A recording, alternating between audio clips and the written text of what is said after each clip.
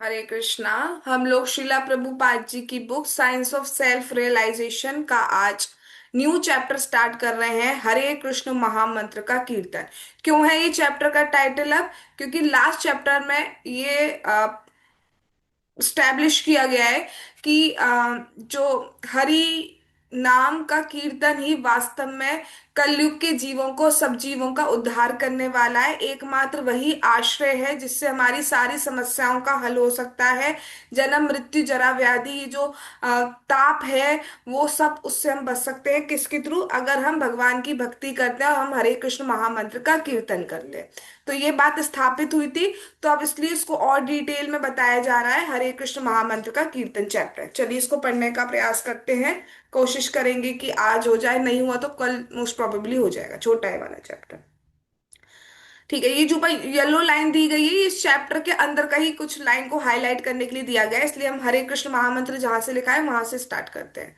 हरे कृष्णा कृष्णा कृष्णा हरे हरे, हरे राम राम राम हरे हरे।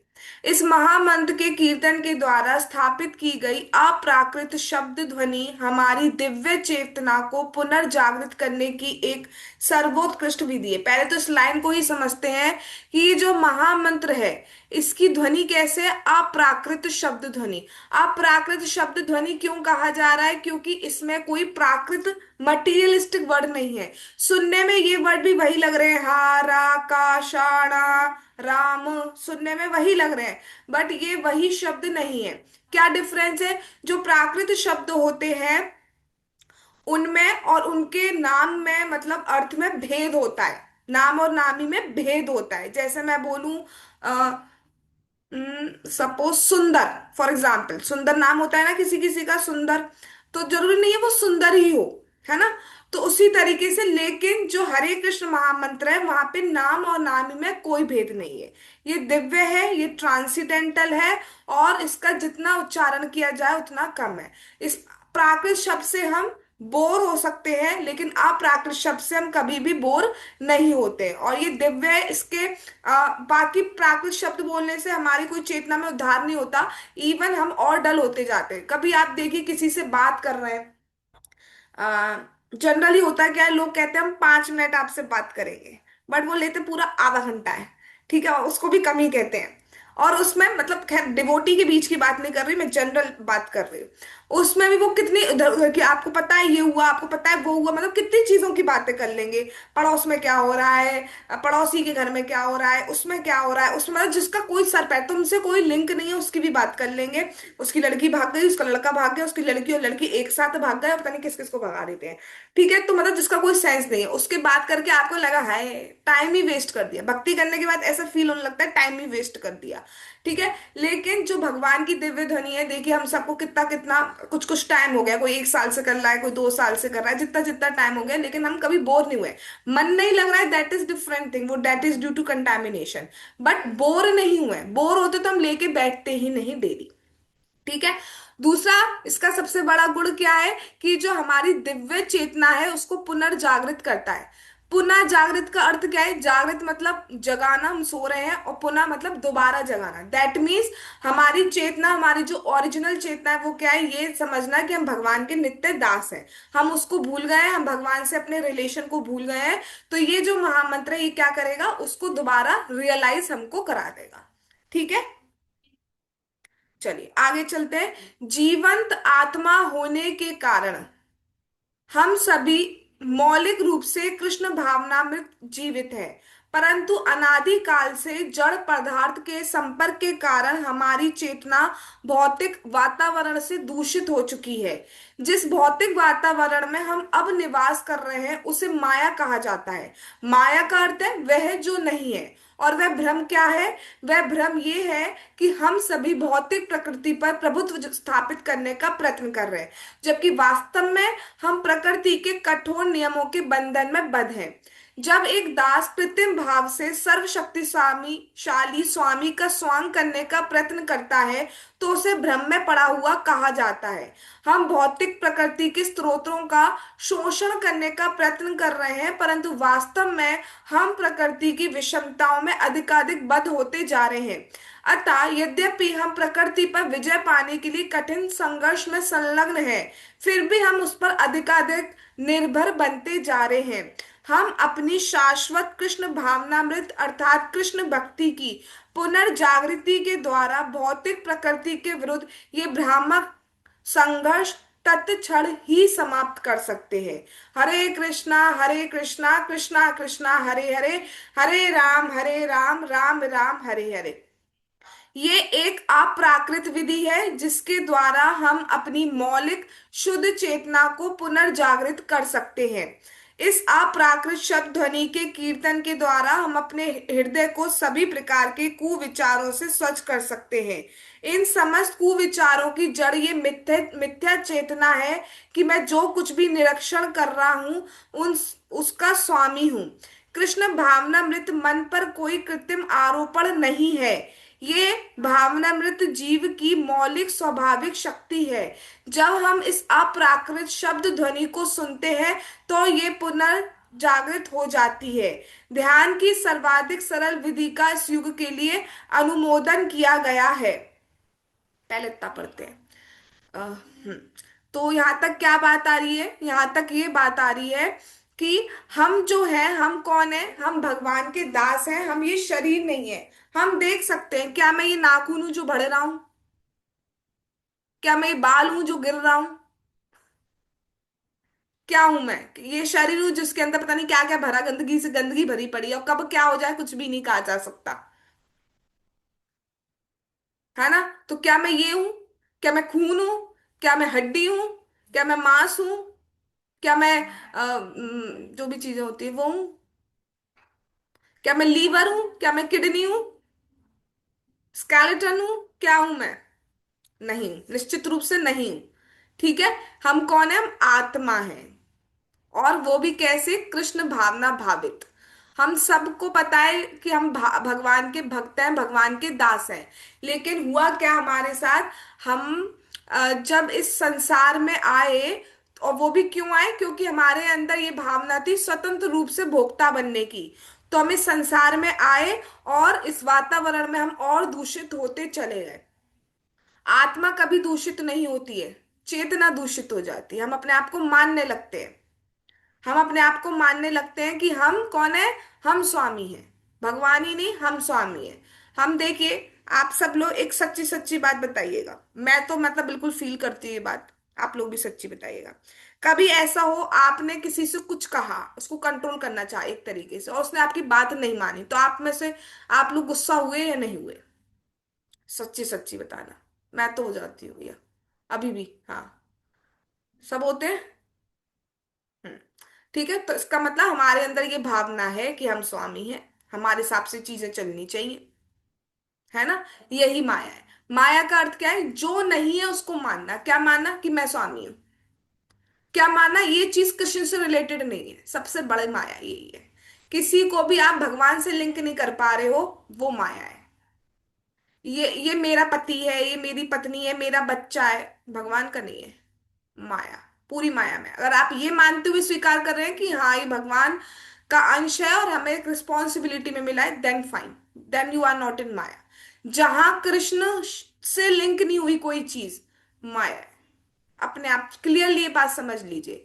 कोई भी चीज अगर कृष्ण से लिंक नहीं हो पा रही है, कोई भी व्यक्ति, कोई भी प्लेस, कुछ भी, एवरीथिंग, एनीथिंग, वो माया ही है। क्योंकि भगवान ने भगवत गीता में कहा गया है, बहुत सारी चीजों को बताया। नदियों में मैं ये हूँ, ऋतुओं में मैं ये हूँ, कंट्रोल करने वालों में मैं ये हूँ, है, जल जीवों में मैं ये हूँ। बहुत सारी चीजें भगवान ने बताई है, और लास्ट में कहा कि जो कुछ भी दिख रहा है वो सब मुझसे ही है। तो इसका मतलब अगर हम किसी चीज को भगवान से लिंक नहीं कर पा रहे हैं, दैट इज व्हाट माया। तो जहां पर भी हम सोचते हैं कि ये इसका तो मेरे अकॉर्डिंग चलनी चाहिए ये चीज, या इसका स्वामी मैं हूं, मैंने इतनी मेहनत की है तो मुझे उसका इतना रिजल्ट मिलना चाहिए, ये सब माया ही है। क्योंकि भगवान से लिंक हम नहीं कर पा रहे। इतनी बात समझ में आ गई। अब ठीक है, बीमारी तो हमें पता चल गई, बीमारी तो हमने डायग्नोस कर ली। अब उसका क्या होगा? फिर उसका ट्रीटमेंट चलेगा, उसको क्योर किया जाएगा। तो वो प्रोसेस क्या है? दवाई क्या है? दवाई है हरे कृष्ण महामंत्र। अब दवाई अच्छी लग रही है, बुरी लग रही है, दैट डजंट मीन आपको इनटेक करनी ही है। जैसा डॉक्टर ने प्रिस्क्राइब्ड किया है वैसे ही इनटेक करनी है। और डॉक्टर जब दवाई लिखता है तो उसके साथ कुछ प्रिकॉशंस भी लिखता है। ये मत खाइए, इसके साथ ये मत खाइए, तो आपकी जल्दी रिकवरी होती है। होती है नहीं होती? तो आप जल्दी ठीक होते हो या नहीं होते हो? ऐसी 16 माला का जप इस माला, और 4 नियम का पालन इस प्रिकॉशन, उसको फॉलो करें, डॉक्टर है शीला प्रभुपाद, अपने आप भगवत धाम पहुंच जाएंगे, बिल्कुल सही हो जाएंगे। तो ये इतना दवाई जो है ये इतनी स्ट्रांग है, ये अप्राकृतिक, ये कोई साधारण दवाई नहीं है। देखने में देखिए छोटी छोटी, अगर मैं जैसे होम्योपैथिक दवाई की भी बात करूं तो ये जो है, इसकी टैबलेट जो है इतनी छोटी छोटी गोल गोल है। क्या लगता है कि ये क्या असर कर देगी? पर ये असर करती हैं, अपना ठीक होते हैं। ठीक है, ऐसी मंत्र देखने में लग रहा है क्या है, कुछ हाकू डाकू तो बड़ा लंबा चौड़ा तो से स्वाहा ऐसा करके तो कुछ हो नहीं रहा है। तो 3600 लोगों को तो बुलाया नहीं जा रहा है कि समाज में दिखाया जाए यार हम ये कर रहे हैं वो कर रहे हैं। तो फिर इससे क्या होगा? नहीं। जो दवाई छोटी बड़ी से मैटर नहीं करता, ऐसी जो हरे कृष्ण महामंत्र है, ये दिव्य है, ये भगवान के नाम है। इससे हम जो भूल गए हैं, हमारी जो चेतना कंटामिनेटेड हो गई है, उससे हम स्वच्छ हो जाते हैं। हम इस प्रभाव से धीरे धीरे मुक्त होने लगते हैं कि हम ये शरीर हैं। धीरे धीरे धीरे धीरे। ठीक है। शनि शनि बहुत जल्दी जल्दी तो उन पे होगा जो पूरी तरह भक्ति में लगे हैं, और वरना धीरे धीरे होता है। तो उसका वेट, पेशेंस, भक्ति में पेशेंस बहुत इंपॉर्टेंट है। पेशेंस रखना चाहिए। आगे चलते हैं। हाँ, यहाँ से पढ़ते हैं। व्यवहारिक अनुभव के द्वारा भी हम ये प्रतीति कर सकते हैं कि इस महामंत्र अर्थात मुक्ति दिलाने हेतु महामंत्र के कीर्तन में आध्यात्मिक स्तर से अवतरित होते हुए एक दिव्य भाव का कोई भी तत्क्षण आस्वादन कर सकता है। देखिए क्या बात कही जा रही है कि आप सबने भी कभी ना कभी जीवन में एक्सपीरियंस किया होगा, बहुत सारे भक्त है ना कीर्तन के थ्रू सुनकर जो है भक्ति से जुड़ते हैं। हम जब मंदिरों में जाते हैं, जब कीर्तन हो रहा होता है, तो उसका कुछ प्रभाव पड़ता है नहीं पड़ता है? आप सपोज टेम्पल में गए, ठीक है, वहां पे हरे कृष्ण महामंत्र का कीर्तन हो रहा है, ठीक है, आप सुनने बैठते हो, थोड़ा सा गा भी लेते हैं। फिर उस टाइम अगर कोई आप बहुत ध्यान से गा रहे हो, कोई और एक्स्ट्रा बात करने का भी कोशिश करे, तो आप उसको रोक देते हो, अभी बाहर निकल कर करेंगे। होता है नहीं होता है? मंदिर में भक्तों को देखा जाता है, या जो बाहर से आ रहे हैं उनको भी देखा जाता है। ऑल दो कुछ ऐसे हो सकते हैं जिनको ज्ञान नहीं है, ठीक है, कुछ नहीं जानते, कई बार पूछते हैं इसमें से कृष्ण कौन है, बलराम कौन है, राधा कौन है ना, गौर नेताई तो बिल्कुल ही नहीं समझ पाते हैं। लेकिन कोई बात नहीं, लेकिन जब वो महामंत्र सुनते हैं तो उसमें डांस भी करते हैं, उनको अच्छा लगता है, बहुत बहुत देर तक डांस करते हैं। तो ये देखा जाता है कि ये जो है, ये जो ऑरा बोल दिया जाए, ये एक अलग ही होता है। क्यों? क्योंकि ये ट्रांसीडेंटल वाइब्रेशंस है, इसको सबको ही अच्छा लगता है। बहुत से लोग तो स्पेशली सुनने, कीर्तन सुनने ही आते हैं। और होता है हम सबकी भी देखना, कोई कोई, हम सबकी कोई ना कोई एक रिदम होगी हरे कृष्ण महामंत्र की जो हमको बहुत अच्छी लगती होगी। सबकी होती है, देखना। हम सबकी कोई ना कोई एक रिदम, सबकी अलग अलग हो सकती है।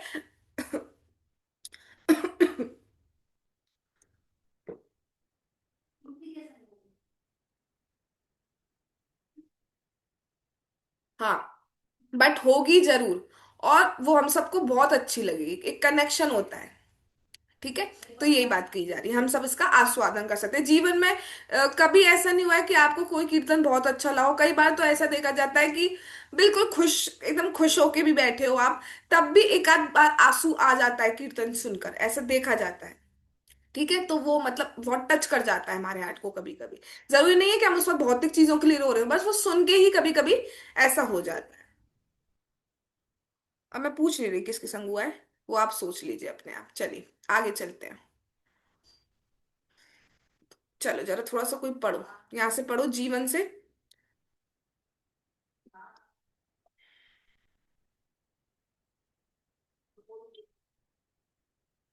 हाँ पढ़ो बेटा।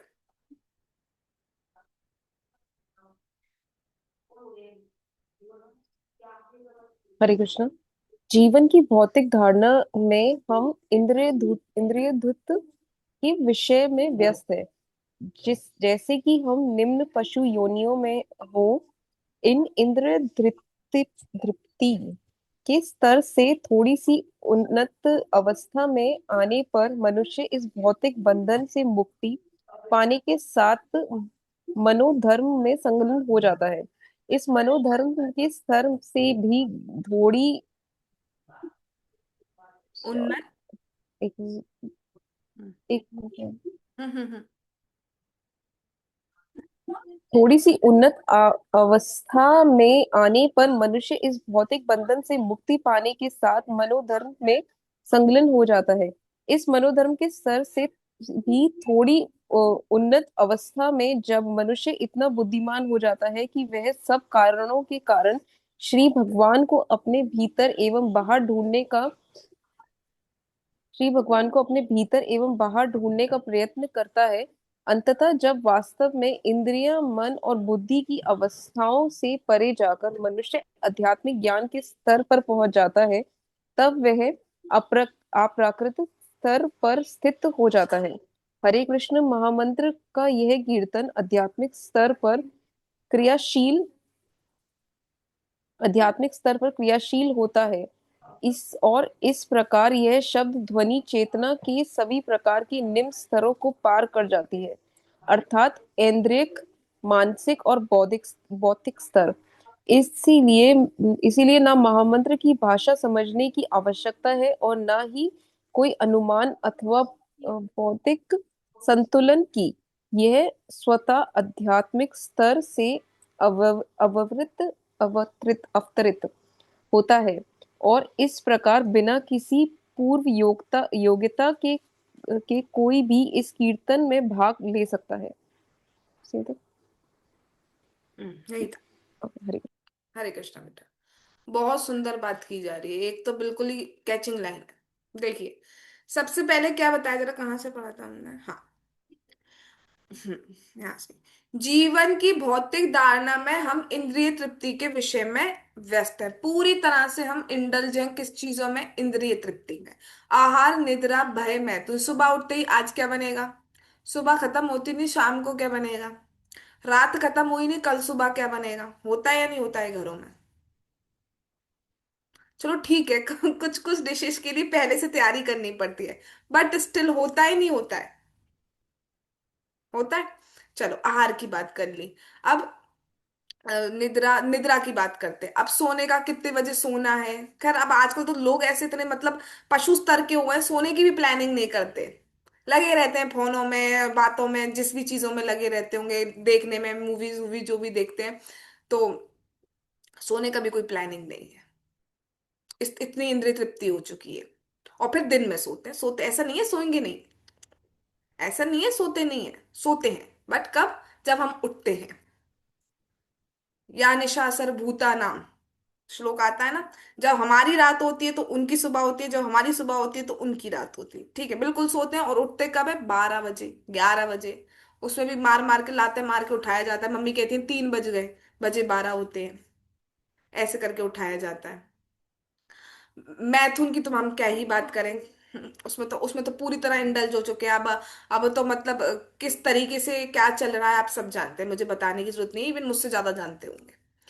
आगे चलते हैं। नेक्स्ट है भय। तो डर के मारे तो पूरी जिंदगी लग गई है, डर के मारे अब क्या होगा, अब क्या होगा, अब क्या होगा। तो उसके लिए पूरी प्लानिंग चल रही है ना, ये इन्वेस्टमेंट वो इन्वेस्टमेंट, ये उससे लड़ाई क्यों कर रहा है, हमारे बच्चों के काम आएगा। हो सकता है बच्चा हमसे पहले ही चला जाए, लेकिन सोच के तो चलते हैं। तो भय तो हमसे सब कुछ कराया, तो पूरी तरह से इन्हीं चीजों में हम लगे हुए हैं। अब बहुत सुंदर बात है। अब क्या बात हुई है, ये सब किसके कार्य है? निम्न पशु योनियों के। किसके कार्य है? इंद्रिय तृप्ति किसके कार्य है? निम्न पशु योनियों के। अब फिर क्या होता है, अगर थोड़ा सा कोई ऊपर उठता है और वो प्रयास करता है मुक्ति पाने का, तो वो थोड़ा सा उन्नत माना जाएगा। अगर कोई मुक्ति, देखिए जानवर कोई मुक्ति पाने का प्रयास करता है, कभी कुत्ता आपसे कहें कि हमको भी जरा कथा सुना दीजिए, कभी ऐसे बंदर कहें आइए आइए हम भी सुनना चाहते हैं। आज लिंक नहीं आया, किसी छिपकली ने आपसे कहा हो? नहीं। है ना, कभी नहीं किसी को कोई मुक्ति की, या फिर कभी ऐसा हो रहा मतलब इधर उधर उल्टी, आप कथा सुन चल रही है वहां पे, कोई भागवतम कक्षा चल रही है, जो कबूतर है वो अपने में ही लगे, उन्हें कोई मतलब नहीं है कि सुख शिक्षा ग्रहण कर लें, वो अपने में ही लगे रहते हैं, बाकी जानवर भी इसी तरह हैं, किसी को कोई मतलब नहीं है। तो अगर हम इस सब का प्रयास नहीं कर रहे हैं तो हम भी कौन है? निम्न पशु।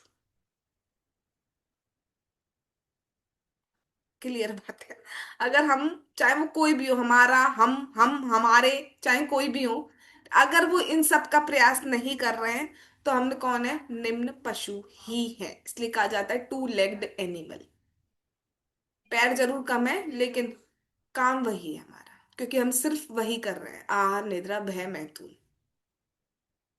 समझ में आ गई इतनी बात? तो कभी भी जीवन में ऐसा विचार आए कि भक्ति ना करें तो कौन है हम? सोच लीजिएगा।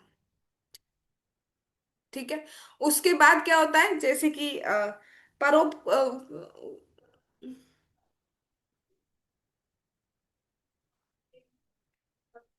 अर्थ धर्म, धर्म अर्थ काम मोक्ष। हाँ, ये चार अवस्थाएं बताई जाती हैं। धर्म करो जिससे कि अर्थ आए, फिर आप काम करो, फिर जब उससे उब जाओ तो मोक्ष की तैयारी करो। हाँ, तो मोक्ष, तो जो मुक्ति पाने का प्रयास कर रहा है वो ऊपर उठ गया। ठीक है, अभी भी मुक्ति पाने की सही सही चीजें नहीं पता है उसको, ध्यान योग कर रहा है, ज्ञान योग कर रहा है, इत्यादि इत्यादि कर रहा है। फिर जिसने ये देखना स्टार्ट कर दिया, हर चीज में परमात्मा से, भगवान से लिंक करना स्टार्ट कर दिया, वो उससे थोड़ा और ऊपर उठ गया। वो अंदर अपने हृदय में भगवान देखा जा रहा है, परमात्मावादी की बात हो रही है बेसिकली, और बाहर भी देख पा रहा है। ले और फिर इससे भी ऊपर उठते हैं तब वो भक्त की श्रेणी में आते हैं। बट यू नो व्हाट, जो हरे कृष्ण महामंत्र महामंत्र है वो कहाँ से स्टार्ट हो रहा है? ऊपर वाली पोजीशन से। नीचे की तीन हमने ऑलरेडी क्रॉस कर ली अगर हम हरे कृष्ण महामंत्र कर रहे हैं। सामने लिखाई देखिए। हम्म, आ, कहाँ गया? हरे कृष्ण महामंत्र का ये कीर्तन आध्यात्मिक स्तर पर क्रियाशील होता है। जबकि आपने सुनी थी ये चार पांच अवस्थाएं, पहले वो मुक्ति का प्रयास कर रहा है। ठीक है, उसके बाद वो क्या कर रहा है? अंदर बाहर भगवान को ढूंढ रहा है। उसके बाद वो आध्यात्मिक स्तर पर पहुंच रहा है। लेकिन हरे कृष्ण महामंत्र आध्यात्मिक स्तर से ही क्रियाशील होता है, स्टार्ट होता है। तो हम ऑलरेडी सारी चीजें क्रॉस कर चुके हैं अगर हम हरे कृष्ण महामंत्र कर रहे हैं। इसलिए बोला जाता है कि सबसे इफेक्टिव, सबसे ऊपर और सबसे इजी प्रोसेस है। बाकी में तो देखिए कितना कितना प्रयास करना पड़ेगा। हमने कोई अलग से मोक्ष का प्रयास नहीं किया, हमने कुछ अलग से भगवान को ढूंढने का प्रयास नहीं किया। हाँ, भक्ति के ज्ञान से ये जरूर पता चल गया कि हाँ, मिट्टी का जो खुशबू है वो भगवान, मिट्टी की जो खुशबू है वो भगवान है, जल का जो स्वाद है वो भगवान है, और कैसे किसी वस्तु को भगवान की सेवा में लगाया जा सकता है। ठीक है, मैं ये नहीं कह रही हूँ 100% हम उसको फॉलो कर रहे हैं, मैं अपनी बात करूं, बट जितना जितना जितना भगवान शक्ति दे रहे हैं और जितना जितना हो पा रहा है उतना कोशिश कर रहे हैं। अभी भी बहुत कुछ करना है, ये नहीं कह रही हूं मैं, अभी भी बहुत कुछ करना है, लेकिन उसमें भी मजा है, सजा नहीं है, मजा है। सीख रहे हैं हम, क्यों सुनने आ रहे हैं हम? बहुत सी चीजें ऐसी होती है रिपीटेड होती है, फिर भी हम सुनते हैं क्योंकि मजा है, सजा नहीं है। हम्म। तो यही बात बोली जा रही है कि हरे कृष्ण महामंत्र इतना इतना हाईएस्ट है, इतना हाईएस्ट है कि वो उस स्तर से स्टार्ट होता है जिसमें कोई सामान्य मनुष्य को कितना टाइम लगता है क्रॉस करने में, कई जन्म भी लग सकते हैं। लेकिन हरे कृष्ण महामंत्र सबसे ऊपर से हमें स्टार्ट कर रहा है, हमें कुछ और करने की जरूरत नहीं पड़े। और दूसरी बात, इसके लिए ना आपको बहुत कोई इसके बारे में समझने की जरूरत है। देखिए, आप लोगों ने जब से हरे कृष्ण महामंत्र स्टार्ट किया, आप लोगों ने पहले इसका मतलब जाना था या करना स्टार्ट किया था? सच सच्ची सच्ची बताना, बताओ रिद्धि। पहले मतलब जाना था या करना स्टार्ट किया था? टू बी ऑनेस्ट तो करना स्टार्ट किया था पहले। करना स्टार्ट किया था। मैं अपनी बात करूं तो मैंने भी करना स्टार्ट किया था। अब गरिमा पे आते हैं। गरिमा, हरे कृष्णा। पहले किया था, फिर धीरे धीरे मतलब जाना। पहले किया था, वेरी गुड।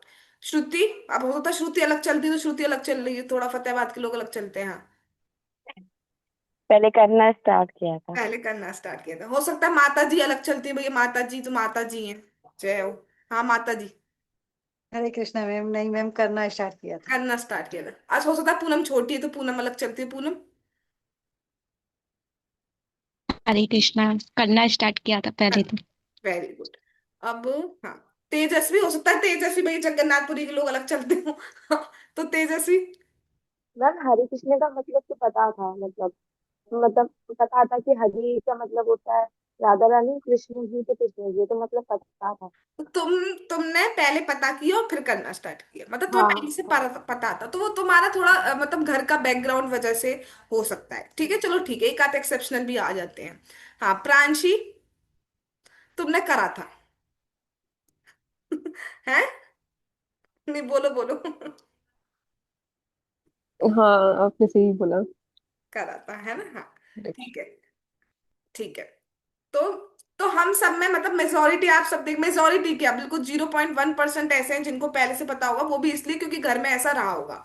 ठीक है, लेकिन बाकी सबने करा, और हमने कभी प्रयास, फिर क्या, सुनते सुनते हमें जरूर पता चला, राइट। बट हम सब ने ऐसे किया, इसलिए इसको कुछ समझने की आवश्यकता नहीं है स्टार्टिंग में, बाद में तो ठीक है, फिर भाव वगैरह के लिए जरूरी है।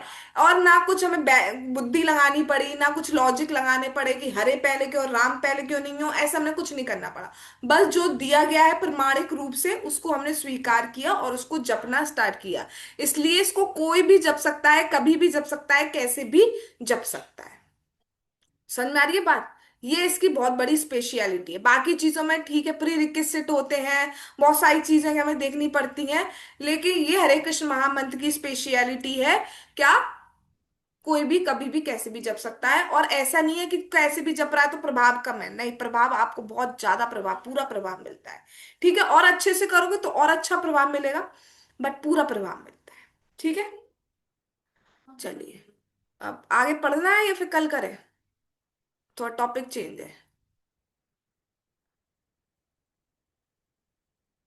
कुछ तो कहते नहीं है, देख लेंगी। कुछ पढ़ लेते हैं अगर पढ़ लेते हैं, टाइम है तो। पढ़ लेते हैं। ठीक है, चलिए आगे चलो, अब कोई और पढ़ो यहाँ से, निसंदेह से। हाँ पढ़ो बेटा।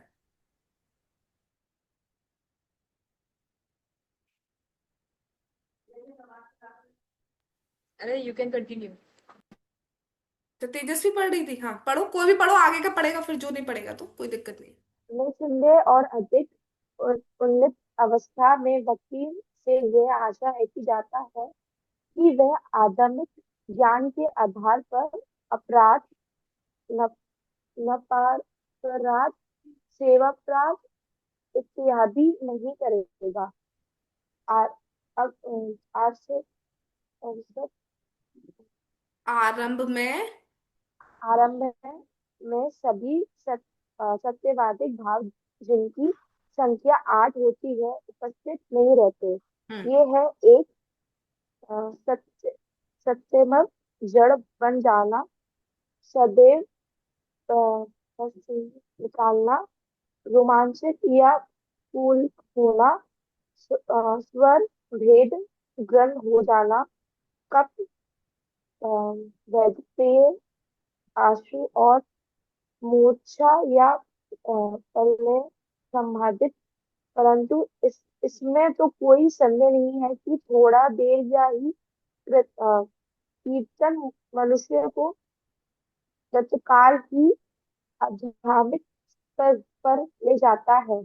और इस अवस्था का पालन लक्षण या ये है कि वह कीर्तन करने के साथ साथ नृत्य करना चाहता है। हम व्यवहारिक रूप से इसको देख चुके हैं, यहाँ तक कि एक शिशु भी कीर्तन और नृत्य में भाग ले सकता है। निसंदेह जो भौतिक जीवन में घोर रूप से बुद्ध है, उसे आदर्श सत्तर तक आने के लिए कुछ अधिक समय लग सकता है। परंतु ऐसे भौतिकता में उलझे मनुष्य भी बहुत ही शीर्ष आध्यात्मिक स्तर तक उठ जाते हैं, जब भगवान के एक विशुद्ध भक्त के द्वारा प्रेम भाव से मंत्र का कीर्तन किया जाता है तो सुनने वाला पर इसका संभावित महान प्रभाव पड़ता है और इसलिए ये कीर्तन भगवान के शुद्ध भक्तों के श्रीमुख से सुना जाता है जिससे कि तत्कालीन प्रभाव हो सके जहाँ तक संभव हो के मुख से कीर्तन सुनने से बचना चाहिए। यहाँ तक ये ठीक उसी प्रकार है जैसे कि सांप के हाथों द्वारा छुआ गया दूध विषे विषैला बन जाता है। अब पहले तो सांप के हाथ लाओ तुम, होठ है। नहीं मतलब ठीक है, हाँ। चलिए अब ये कुछ नया हरे टॉपिक। कृष्ण। हरे कृष्णा बेटा, नया टॉपिक बताया जा रहा है, नोट करने वाली बात है, ध्यान से सुनिएगा। ठीक है, क्या कही जा रही है कि ठीक है, हम आध्यात्मिक स्तर पर बढ़ते जा रहे हैं, बढ़ते जा रहे हैं, हमने हरे कृष्ण महामंत्र कीर्तन कर लिया। अब स्टार्टिंग में तो हमें अपराध के बारे में बताया नहीं जाता है, राइट। बट फिर जब हम और प्रोग्रेस करते हैं तो और प्रोग्रेस करने के लिए क्या है कि हमें अपराधों से बचना चाहिए। देखिए, हम जो भगवान का नाम जाप कर रहे हैं ना, वो सिर्फ हम पाप काटने के लिए नहीं कर रहे हैं। अगर हम सिर्फ पाप काटने के लिए कर रहे हैं तो आप कैसे भी नाम जाप कर लीजिए, बिना ध्यान दीजिए भी कर लीजिए, आपके पाप कट जाएंगे।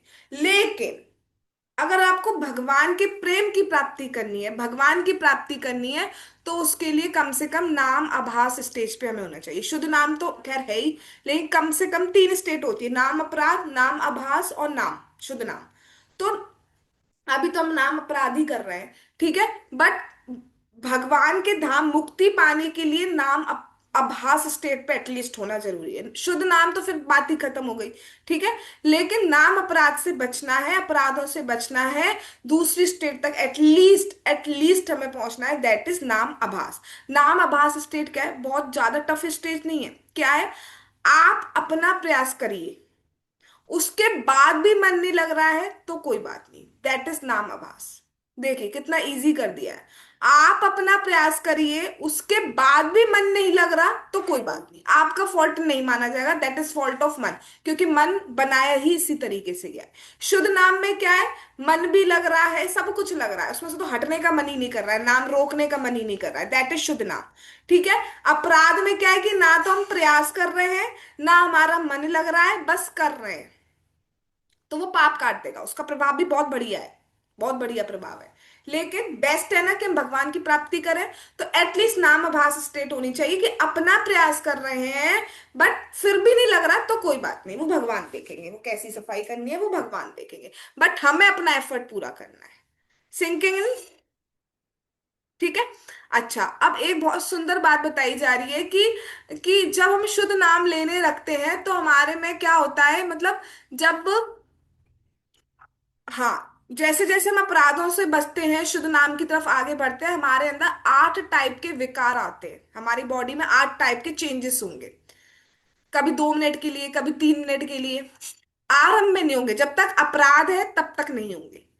ठीक है। अब वो चेंजेस क्या होते हैं, कभी कभी जैसे कि हमने कीर्तन सुना तो हम जड़ बन गए, हिल डुल नहीं रहे, कहीं खो गए, खो गए मतलब ऐसा खोना नहीं, हाई जॉब का क्या हुआ उस ऐसे वाला खोना नहीं। मतलब कि आप जैसे भगवान को देख रहे हैं तो देखते ही रह गए, भगवान को देख के विकार आ गया। कीर्तन सुना तो सुनते ही रह गए, है ना वो।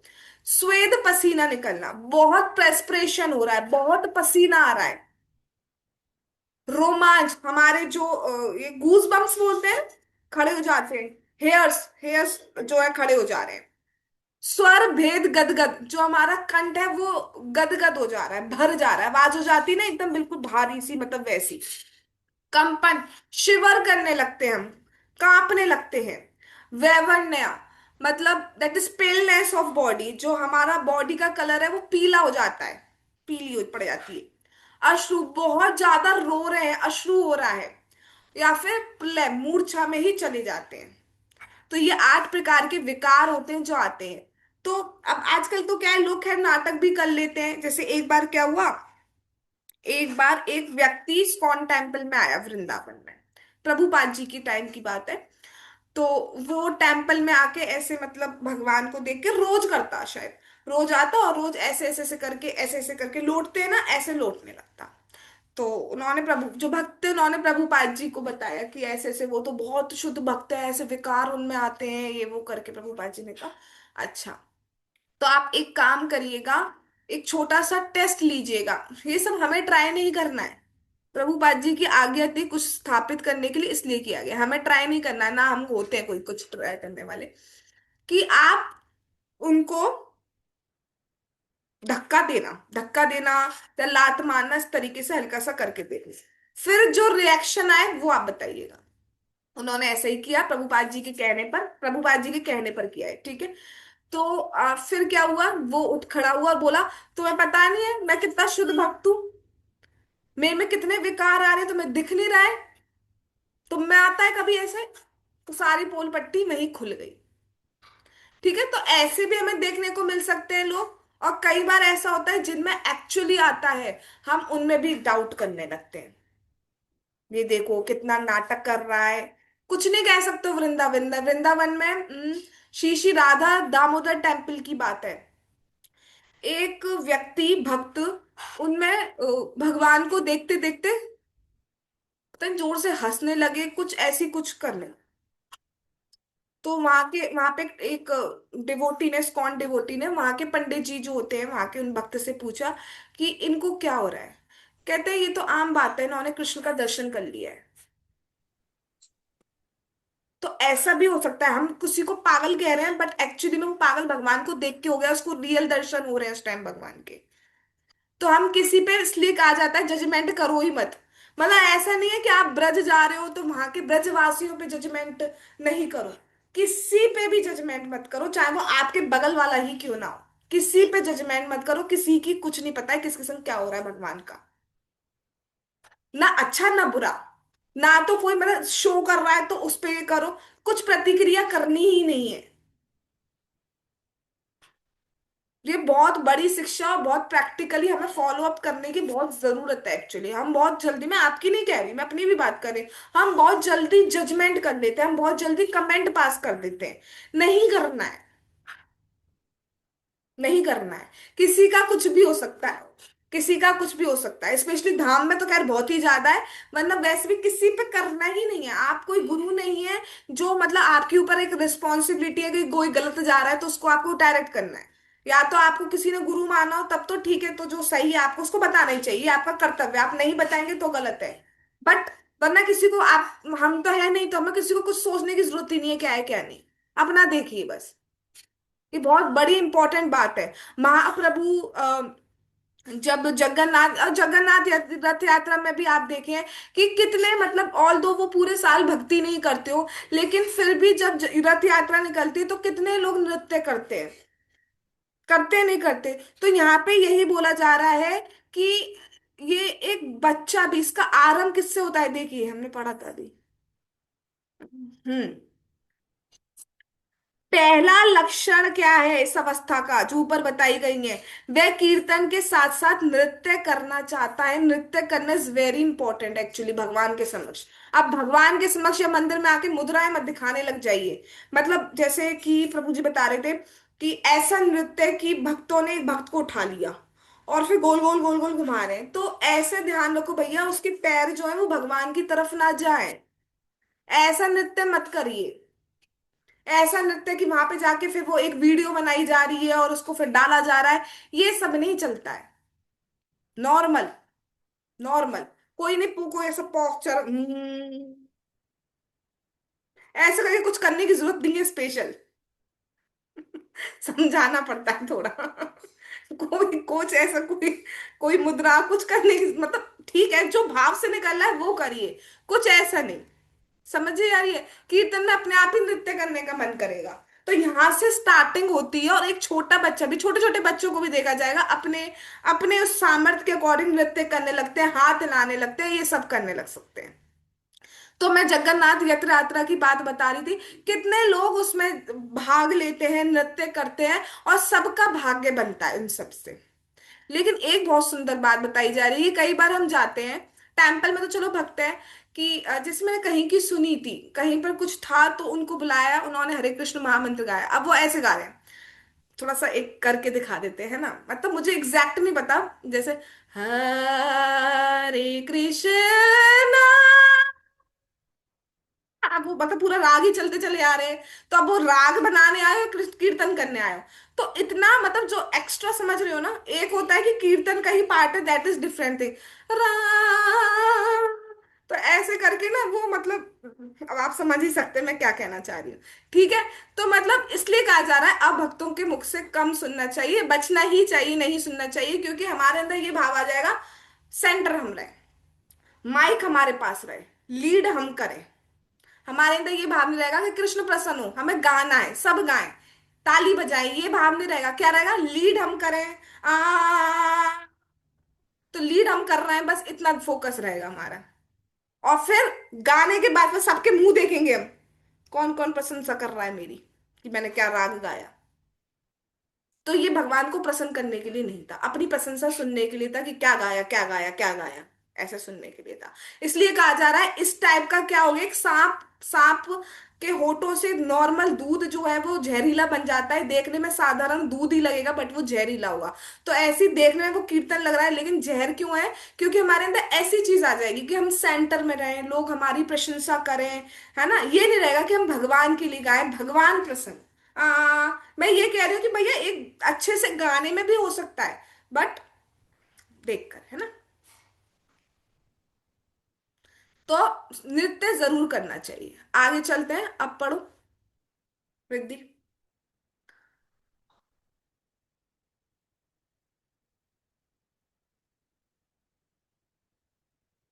हरे कृष्णा। हरा शब्द भगवान की शक्ति को संबोधित करने का एक रूप और कृष्ण एवं राम शब्द स्वयं को संबोधित करने के लिए कृष्ण और राम दोनों का ही अर्थ है परम आनंद। और हरा भगवान की परम आराध्य शक्ति है जो संबोधन कारक में प्रयोग करने के कारण हरे शब्द में परिवर्तित हो जाती है। भगवान की परम आराध्य शक्ति भगवान तक पहुंचाने में सहायता करती है। भौतिक शक्ति माया भी भगवान की विविध शक्तियों में से एक है, और हम जीवात्मा भी शक्ति है भगवान की तदस्थ शक्ति। जीवात्मा भौतिक शक्ति से श्रेष्ठ माना जाता है। जब परा श्रेष्ठ शक्ति अपरा निम्न शक्ति के संपर्क में आती है तो एक असंगत शक्ति उत्पन्न हो जाती है। परंतु जब परा तटस्थ शक्ति अतरंग शक्ति हरा के संपर्क में रहती है तो तो वह हमें तो वह अपने सुखद एवं स्वाभाविक अवस्था में स्थित हो जाती है। हरे कृष्णा। हरे कृष्ण। अच्छा, वैसे भी हरे कृष्णा आ गया, ठीक है। हाँ, तो बहुत सुंदर बात बताई जा रही है कि हाँ, कि अब हरे कृष्ण महामंत्र का मीनिंग एक्चुअली बताया जा रहा है। हरे कृष्ण महामंत्र में तीन शब्द हैं, तीन नाम है, हरा, कृष्ण और राम। तो कृष्ण और राम तो भगवान के नाम है, हाँ, और जिनका अर्थ परमानंद है, परमाकर्षक परमानंद। हरा जो है वो श्रीमती राधा रानी यानी कि भगवान की हर आह्लादनी शक्ति का नाम है। आह्लादनी मतलब बहुत आनंद देने वाली शक्ति का नाम है। तो वो हमें भगवान से मिलाती हैं, भगवान तक पहुंचाने में सहायता करती हैं। नाम क्या है, हरा। लेकिन जब हम किसी को बुलाते हैं तो कैसे बुलाते हैं, जैसे राधा है, राधा, जब बुलाएंगे राधे ऐसे करके बुलाते हैं ना। मम्मी को बुलाते हैं मम्मी, कर कर देते हैं ना, कभी कभी मम्मी की जगह मम्मी करते हैं, नहीं करते, हाँ है ना, कर देते हैं। तो बुलाने में ई का ए हो जाता है ना, तो ऐसे ही हरा को, हरा भी हमारी माता है ना, माता है हमारी श्रीमती राधा रानी। तो हरा को हम क्या कह देते हैं, हरे राधे, है ना। तो इसलिए हरे को क्या बोला जा रहा है, संबोधन। संबोधन मतलब बुलाना, पुकारना। हे राधा रानी हमें कृष्ण की सेवा में लगाइए, हे राधा रानी हमें कृष्ण की सेवा में लगाइए। इस तरीके से तो उनको पुकार रहे हैं, क्योंकि उनके थ्रू ही हम भगवान तक पहुंच पाएंगे। इतनी बात क्लियर है। तीसरी दूसरी बात क्या बोली जा रही है, कि भगवान की एक तरीके से बहुत सारी अनंत शक्तियां हैं, बट जो यहाँ पे बताई जा रही है वो तीन शक्तियां बताई जा रही है। पहली शक्ति है भगवान की परा। परा शक्ति मतलब श्रेष्ठ शक्ति, हाँ। अच्छा ऐसे मत समझो, ऐसे समझो, एक है भगवान की अंतरंगा शक्ति यानी कि श्रीमती राधा रानी, एक है भगवान की बहिरंगा शक्ति यानी कि माया देवी, और बीच में है तटस्था शक्ति, तट पर स्थित, यानी कि बीच वाले कौन है, हम लोग जीवात्मा। अब हमारे ऊपर है, हम श्रीमती राधा रानी की तरफ जाएं, आह्लादिनी शक्ति की तरफ, या फिर हम भौतिक शक्ति माया देवी की तरफ जाएं।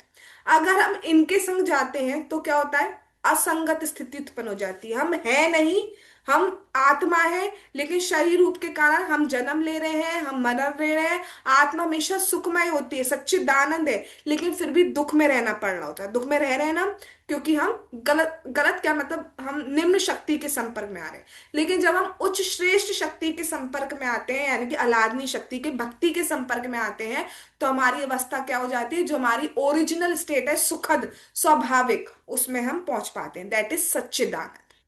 आ रही है समझ में? टफ तो नहीं जा रही बात? आ रही है ना? ठीक है। ठीक है, थोड़ा सा और रह गया है आई थिंक। बस इतना है, ठीक है, इसको और कंप्लीट कर लेते हैं। चलो पढ़ो।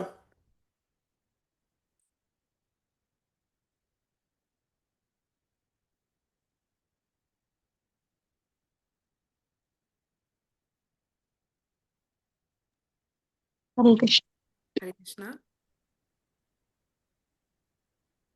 हरे कृष्णा एवं राम, ये तीन शब्द महामंत्र के प्राकृत 20 शब्द मंत्र हैं। इसका कीर्तन भगवान और उनकी शक्ति के लिए एक आध्यात्मिक पुकार है, जिससे बद्ध आत्मा की रक्षा हो सके। महामंत्र का कीर्तन उस शिशु के यथार्थ रुदन के समान है जो अपनी माँ को अपने पास बुलाना चाहता है। माँ हरा भक्त को परम पिता भगवान की कृपा को पाने में सहायता देती है, और श्रद्धा तथा विश्वास के साथ महामंत्र का कीर्तन करने वाले भक्त के सम्मुख भगवान स्वयं उपस्थित हो जाते हैं। अतएव हम अतएव इस कलयुग में अर्थात कलह और पाखंड ये युग हैं। हरे कृष्णा कृष्णा कृष्णा हरे हरे, हरे राम राम राम हरे हरे। महामंत्र के कीर्तन के समान और कोई भी आत्म साक्षात्कार के विधि प्रभावशाली नहीं है। हरे कृष्ण। मतलब इसका तो स्क्रीनशॉट हमें अपने पास रखना चाहिए, जबकि पहले देखना चाहिए। ये जो तीन शब्द हैं, ये जो तीन नाम है, हरे कृष्ण और राम, ये अप्राकृत है, मंत्र है। और इसके थ्रू हम कर क्या रहे हैं, बेसिकली तीनों का नाम पुकारने के थ्रू हम बुला रहे हैं उनको। जैसे कहते हैं ना मम्मी, तो ऐसे हरे कृष्णा बोलना तो ऐसे चाहिए। राम बोलना तो ऐसे चाहिए, कि हम रुदन भाव से, जैसे एक छोटा बच्चा रोता है तो उसकी सिर्फ एक ही एक्सपेक्टेशन होती है कि मम्मी आ जाए। ठीक है, तो ऐसे हम रोते रोते हुए पुकार है हमारी कि हे राधा रानी है। और राधा रानी क्या करती है, हमें पिता से यानी कि भगवान से मिलाती है, और भगवान स्वयं राधा कृष्ण हमारे सम्मुख आ जाते हैं, टंग पे तो आ ही जाते हैं। और जब इस भाव से, रुदन भाव से एक्चुअली पुकार करेंगे ना, तो समक्ष भी आ जाएंगे। तो इसलिए इस महामंत्र के समान कोई भी प्रभावशाली नहीं है। जितना ये प्रभावशाली है उतना कुछ भी नहीं है। आपको कोई कुछ भी रास्ते बता दे, हजार रास्ते बता दे, लेकिन स्टिल इसके समान कोई भी प्रभावशाली नहीं है। इसलिए चैंटिंग करिए, अच्छे से भगवान की कथा सुनते रहिए, निश्चित रूप से पार हो जाएंगे। थोड़ा टाइम आगे पीछे लग सकता है, जो भी पहले जाए उस बाकी सारों को याद कर लेना, तो और जल्दी पहुंच जाएंगे। बस इतना प्रभावशाली है। तो कल अब जब मंत्र करो, या जो अब शाम को भी एक्स्ट्रा करें या जैसे भी करें, जो आज का लेक्चर है, प्लीज एटलीस्ट कल और आज उसको सोचते हुए जप करिए, कुछ तो फर्क आएगा। ठीक है, चलिए अब हम यही रुकते हैं। कल हम नया चैप्टर स्टार्ट करेंगे। जगत गुरु श्रीला प्रभुपाद की जय। Science of self realization book की जय। श्री श्री गौर निताई की जय। श्री श्री कृष्ण बलराम की जय। श्री श्री ललिता विशाखा राधे श्याम की जय। श्री वृंदावन धाम की जय। हरे कृष्ण महामंत्र की जय। श्री जगन्नाथ श्री बलदेव श्री सुभद्रा महारानी की जय। नेताई गौर प्रेमानंदे हरि हरि बोल। हरे कृष्णा कृष्णा कृष्णा हरे हरे, हरे राम राम राम हरे हरे। वंशा कल्पतरुभ्यश्च कृपा सिंधुभ्येव च पतितानां पावनेभ्यो वैष्णवेभ्यो नमो नमः। All glories to assembled devotees. Hare Krishna, thanks for coming.